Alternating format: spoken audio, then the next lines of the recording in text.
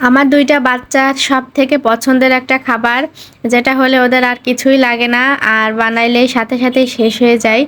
তো আমি ওদের জন্য সবসময় চেষ্টা করি সুন্দর করে পারফেক্ট ভাবে যেন হয় জিনিসটা। আর কোনো কিছু ভালোবেসে কারোর জন্য বানালে সেটা যদি পারফেক্ট হয় তাহলে তো আর কথাই নেই। তখন তো মনটা এমনিতেই খুশি হয়ে যায়। সো হ্যালো এভরিওয়ান, আসসালামু আলাইকুম। কেমন আছেন সবাই? আলহামদুলিল্লাহ আমরা ভালো আছি। প্রতিদিনকার মতো সকাল থেকেই ভিডিওটা শুরু করেছি। সকালে ঘুম থেকে উঠেই বাচ্চাদের পছন্দের একটা জিনিস তৈরি করতে বসে গেছি। মানে পুডিং আমার ছেলের তো খুবই পছন্দ।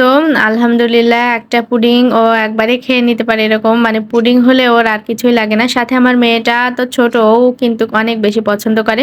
আমি কিন্তু মাঝে, মাঝেই পুডিং বানাই। মানে খুব বেশি তৈরি করতে হয় পুডিংটা আমার। কারণ যেহেতু আমার ছেলের খুব পছন্দ, তো পুডিংটা বানাই। আর এত বেশি বানাতে হয় আমাকে, এই কারণে কিন্তু মনে হয় সবসময়ই প্রায় পারফেক্টই হয় যেমনটা চাই। আর পুডিংটা যদি মানে পারফেক্ট না হয় তাহলে কিন্তু অনেক সময় ভেঙে যায় বা অতটা মানে সুন্দর হয় না। এরকম দেখতে দেখেন কি সুন্দর হয়েছে।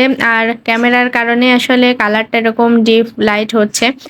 বাট একদম পারফেক্ট হয়েছিল। কালারটাও মাশাআল্লাহ অনেক সুন্দর হয়েছে। আর আমি কেটে পরিবেশন করব। আপনারা সাথে থাকবেন, দেখলেই বুঝতে পারবেন কতটা পারফেক্ট হয়েছে। আমার পুডিংটা কিন্তু এত সুন্দর করে মানে কাটছিল, একদমই নরম ছিল না বা শক্ত না, এরকম একদমই পারফেক্ট। কাটা দেখেই নিশ্চয়ই আপনারা বুঝতে পাচ্ছেন কেমনটা হয়েছে। এত বেশি মজা হয়েছিল পুডিংটা। আমার ২ টা বাচ্চা অনেক বেশি পছন্দ করে খেয়েছে। দেখেন আলহামদুলিল্লাহ খুবই সুন্দর হয়েছে। আর এই পুডিংটা তৈরি করতে কিন্তু আমি খুব বেশি গরুর দুধ ইউজ করি নাই আজকে। মানে দুধ ছিল না। অল্প একটু গরুর দুধ ছিল আর নিডো বা পাউডার মিল্ক যাই বলেন, এটাই হচ্ছে দিয়েছি বেশি। মানে দুধ ছিল না বলে, বাট ওরা তো খুব পছন্দ করে। আর পুডিংটা ভেতরে এত সুন্দর হয়েছে, সফট। আর কাটার সময় তো আমি অবাক যে এত সুন্দর হয়ে গেল কি করে। আর দেখেন পিসগুলো করছিলাম, মাশাআল্লাহ অনেক সুন্দর হয়েছে। আমি হাত দিয়ে বারবার নাড়াচাড়া করছিলাম কিন্তু একটুও ভাঙেনি বা নরম লাগছিল না। অনেক সময় ভেঙে যায় একটুতে নাড়াচাড়া দিলেই, কারণ পুডিং তো খুবই সফট জিনিস।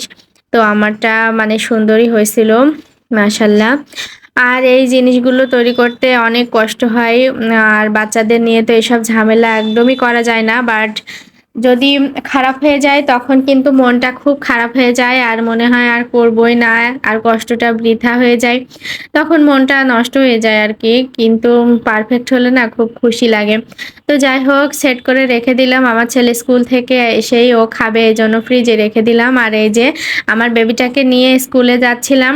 আমরা একটু ভিডিও করে নিচ্ছিলাম। আমার মেয়েকে আজকে নিয়ে যাচ্ছি। ও যাবে, ঘুম থেকে উঠে গিয়েছে আজকে।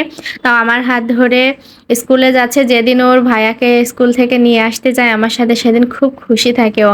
আর এই যে আমার ছেলেটাকে নিয়ে রিক্সায় করে আসতে হয় প্রতিদিন, ও খুব কষ্ট পায়। বলে কি আমি রিক্সায় করে যাব না, আমাকে বায়না করে প্রতিদিন। সকালে পাপার সাথে খুবই আরাম করে সে আসে গাড়িতে, বাট আমার সাথে রিক্সায় যেতে হয়, এইজন্য তার খুব কষ্ট হয়। তো যাই হোক, আমার মেয়েটাও যে বুকের মধ্যে বসে আছে সে আর এখন বাসায় চলে এসেছে, লিফটের জন্য ওয়েট করতেছে। আর ওর ভাইয়ার ব্যাগটা নিয়েছে। ও মানে স্কুলে যেতে চায়, ছোট মানুষ তো, ওর খুবই মানে ইচ্ছা লাগে একটু ভাইয়ার মতো ব্যাগটা নিবে তারপরে স্কুল থেকে আসবে। তো আজকে একটু মনের ইচ্ছা পূরণ হয়েছে। মানে ওর ভাইয়ার ব্যাগটা ঘাড়ে নিয়েছে, ও খুব খুশি হয়েছে। আমাকে আবার দেখাচ্ছিল। তো ওই যে ২ ভাই বোনে খুবই মানে একটু করছিল, মজা করছিল। আর এই যে বাসার ভেতর পর্যন্ত সে ব্যাগটা নিয়ে গিয়েছে, বাট এত ভারী ব্যাগও নিতেই পারছিল না। আর বাসায় এসে তো আবার রান্না শুরু করতে হয়। কি যে ঝামেলা, মানে ওদেরকে ড্রেস চেঞ্জ করাতে বা নাস্তা করাতে গিয়েই তো জীবন শেষ হয়ে যায়। সবাই মোটামুটি জানেন, যারা বাচ্চা স্কুলে দিয়ে আসেন নিয়ে আসেন, তখন কিন্তু রান্না করতে গেলে খুবই কষ্ট করতে হয়। আর এই সময়টায় খুবই ব্যস্ত হয়ে যেতে হয়। তো আমি ওদেরকে ঝটপট সব রেডি করিয়ে নাস্তা করিয়ে আবার রান্না করতে এসেছি। আর রান্না করতেছি আজকে এই মিষ্টি কুমড়া, কাঁচা এই মিষ্টি কুমড়াটা ভালোই লাগে। মিষ্টি যেটা সেটা আমরা একটু কম খাওয়ার চেষ্টা করি। কাঁচা টাইপের এই মিষ্টি কুমড়াটা ঝোল ঝোল করে মাছ দিয়ে রান্না করলে কিন্তু ভালোই লাগে। আমি মাছের মাথা দিব। মাছের মাথা দিয়ে মুগ ডাল দিয়ে মুড়ি ঘন্ট আমাদের খুব পছন্দ, বাট অনেকদিন খাওয়া হচ্ছে না। কারণ ওইভাবে রান্না করলে নষ্ট হয়, ভাত খাওয়া হয় না তেমন। এইজন্য আরকি রান্না করি না। ডাল দিয়ে শুধু ডাল তো খাওয়া যায় না, বাট সবজি, তরকারি এগুলো তো খাওয়া যায়। তো এই কারণে আরকি আর বেশি কিছু রান্না করব না। একদমই খাওয়া-দাওয়া হয় না তেমন, বেশি, বেশি রান্না করলে নষ্ট হয়।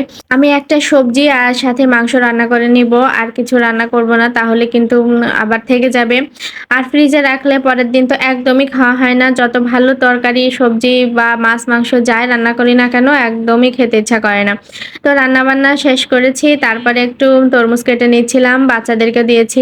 আমি নিজেও খেয়েছি। আর সন্ধ্যাবেলায় বাসা থেকে একটু নাস্তা দিয়েছিল। আমার প্লেটটা ছিল, তো এই কারণেই নাস্তাগুলো নিয়ে বাচ্চাদেরকে দিচ্ছিলাম আর দেখাচ্ছিলাম। তো ভিডিওটি এই পর্যন্ত। সবাই ভালো থাকবেন। আল্লাহ হাফেজ।